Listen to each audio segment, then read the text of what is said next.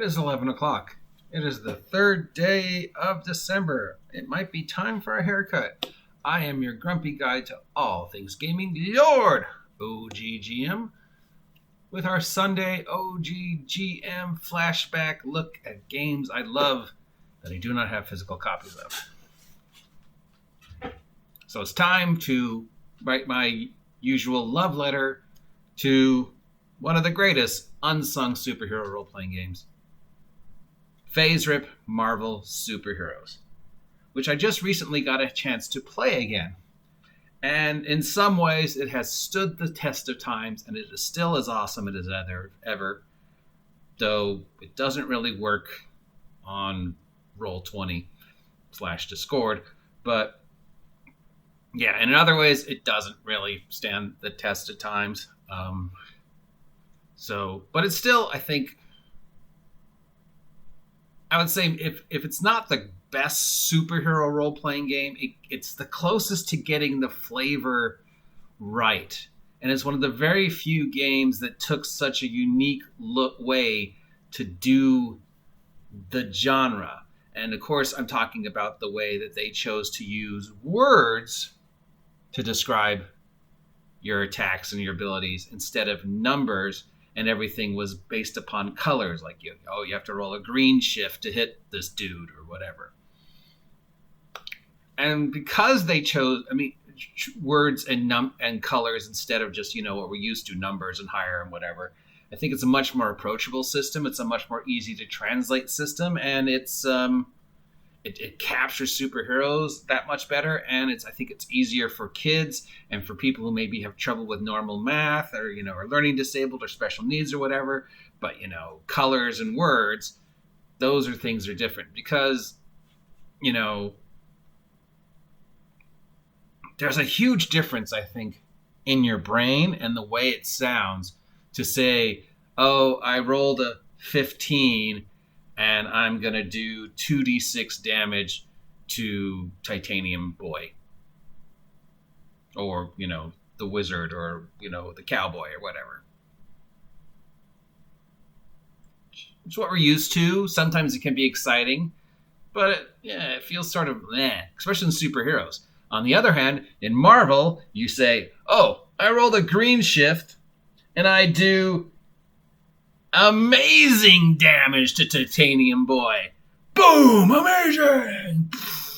He's knocked back. Oh, that was amazing. You did unbelievable Hulk-like, just the words make so much difference. Having a feeble energy blast just feels so much more like, oh, this is superheroes as opposed to, I rolled a 7. Or having a excellent or amazing or unearthly strength just sounds so much more superheroic than saying, oh, I've got a 15 or 25 and I did, I rolled a yellow shift. Is that good? As opposed to, I rolled a 12. It just, for other games, fine. But for superheroes, the words and the color, something about just saying I punch him with my remarkable strength feels so much more superheroic. FASERIP Marvel is, of course, a random superhero system. And with some of the expansions, the random table can get really, really weird. Like, the initial, the standard superhero powers of flight, energy blast, flame powers, magic, super vehicle. But then with the extra powers book, they got some really weird, bizarre stuff in there. Including some of the greatest superpowers you never realized people had. Like anatomical separation, the ability to separate your body parts. That's on there, and that's just like, what? Well, yeah, I guess there is somebody who does have that. Or the ability to eat anything, or the ability to explode yourself. Then there was some weird, cosmic level, bizarre matter recreation, replication powers, which when you read them, you're like, I can do what? I'm Dr. Manhattan? I don't understand. What does this actually let me do? It doesn't say. And of course, then there's the troubleshooter power, which basically says whenever there's danger, you're automatically teleported there, whether you want to or not. It just has some weird, bizarre, wonderful powers. And of course, because everything was random, including this level of your powers, you could have an energy blast, but you could roll really crappy for your energy blast, which sort of sometimes sucked, but also sometimes led to a lot of fun. Like I remember in one Marvel game I played years ago where a guy had ice powers, but he had feeble ice powers. So all he could do was put ice cubes in people's drinks and like make ice cream and do just like stuff like that.